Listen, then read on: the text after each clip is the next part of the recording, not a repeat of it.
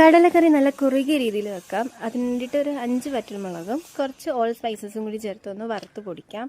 ഈ വറ്റൽമുളക് ഇല്ലെങ്കിൽ മുളക് പൊടി ചേർത്താലും മതി. അതിനുശേഷം തലേ ദിവസമേ കുതിർത്ത് വെച്ച കടല ഒരു 2 വിസിലിൽ കുക്കറിൽ വേവിച്ചെടുത്ത് അതിനുശേഷം ഒരു ചട്ടി വെച്ച് അതിലേക്ക് കുറച്ച് എണ്ണ ഒഴിച്ച് കടുക് പൊട്ടിച്ച് ഇഞ്ചി വെളുത്തുള്ളിയും ഒരു അര സവാളയും കറിവേപ്പിലയും പച്ചമുളകും കൂടി ഇട്ട് നല്ലതുപോലെ ഒന്ന് വഴറ്റി ചെറിയ തക്കാളി കട്ട് ചെയ്തിട്ട് കൊടുക്കാം. ഇനി അതിനുശേഷം കറിക്ക് കട്ടി കിട്ടാൻ വേണ്ടിയിട്ട് വേവിച്ച് വെച്ചിരിക്കുന്ന കടലയിൽ നിന്ന് കുറച്ചെടുത്തിട്ട് കുറച്ച് വെള്ളം കൂടി ഒഴിച്ച് അതൊന്ന് പേസ്റ്റ് രീതിക്ക് അരച്ചെടുക്കാം. ഇനി നമുക്ക് ഈ മസാലയിലേക്ക് മല്ലിപ്പൊടി ഒരു 2 ടേബിൾ സ്പൂണും പിന്നെ നമ്മൾ ഈ പൊടിച്ച് വെച്ചിരിക്കുന്ന മസാലയില്ലേ അതും കൂടി ചേർത്ത് ഒന്ന് വഴറ്റിയെടുക്കാം. ഇനി അതിലേക്ക് ആവശ്യത്തിനുള്ള ഉപ്പും കൂടി ചേർത്ത് കൊടുക്കുന്നുണ്ട്. ഇനി ആ പുഴുങ്ങി വെച്ചിരിക്കുന്ന കടല ചേർക്കാം. ഈ ടൈമിൽ നമുക്ക് അധികം വെള്ളം വേണമെന്നുണ്ടെങ്കിൽ അതും കൂടി ഒഴിച്ചു കൊടുക്കാം. ഇനി നല്ലതുപോലെ ഒന്ന് തിക്കാവുന്നതിന് വരെ അതൊന്ന് ഗ്രേവി തിളപ്പിച്ചെടുക്കാം.